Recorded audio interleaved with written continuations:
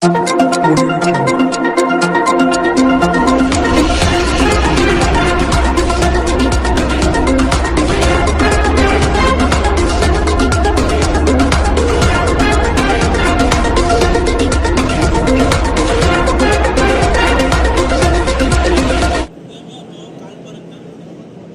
विकास की ओर बढ़ रहा है, प्रगति हो रही है।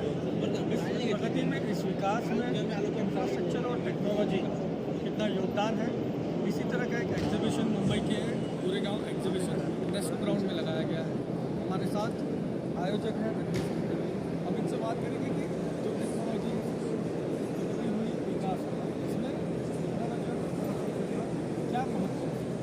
देखिए, इंफ्रास्ट्रक्चर की ग्रोथ के अंदर सबसे बड़ा योगदान दो चीज़ों का है। एक है टेक्नोलॉजी और दूसरा है इनोवेशन। क्योंकि कंस्ट्रक्शन एक बहुत पुराना आर्ट है। दुनिया में कई सालों से, कितने सेंचुरी से कंस्ट्रक्शन हो रही है, राइट। और जैसे हम बोलते हैं कि कंक्रीट जो है वो सबसे ज़्यादा इस्तेमाल होने वाला इंडस्ट्रियल कमोडिटी है वर्ल्ड वाइड। लेकिन जिस मुकाम पे इंडिया पहुंचा हुआ है और हमें जिस स्पीड से आगे बढ़ना है, तो मेरे ख्याल से बिना टेक्नोलॉजी और बिना इनोवेशंस के हम लोग आगे बढ़ नहीं सकते। नहीं तो हमें ज़्यादा समय लगेगा उस टारगेट तक पहुँचने के।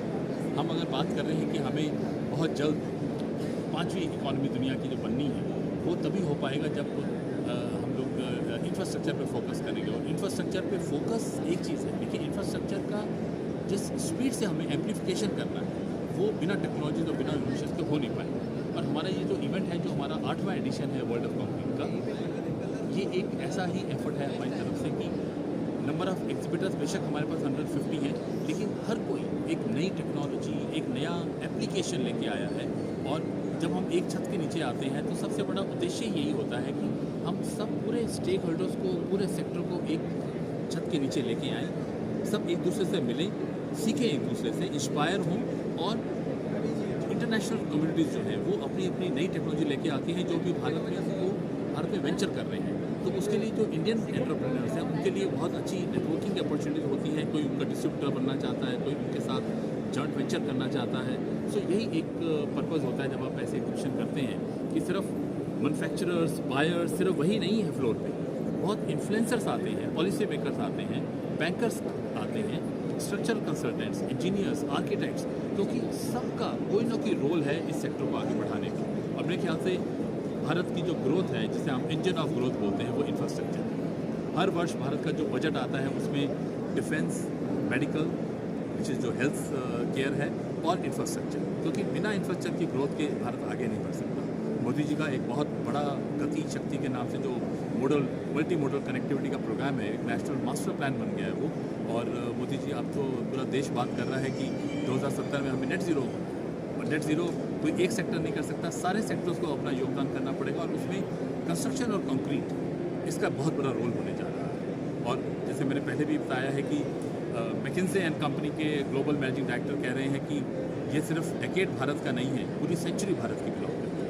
और जब इतनी बड़ी बड़ी स्टेटमेंट्स आती हैं, और मेरे ख्याल से one of the most attractive investment destination as of now is India. Europe के पास टेक्नोलॉजीज़ हैं, बट उनके पास मार्केट्स नहीं हैं। तो उनके जो मार्केट चाहिए अपनी टेक्नोलॉजी को एक्सपैंड करने के लिए, वो भारत उनको। तो मेरे ख्याल से ये सारे फैक्टर्स हैं जो आज की तारीख में भारत के फेवर में जा रहे हैं।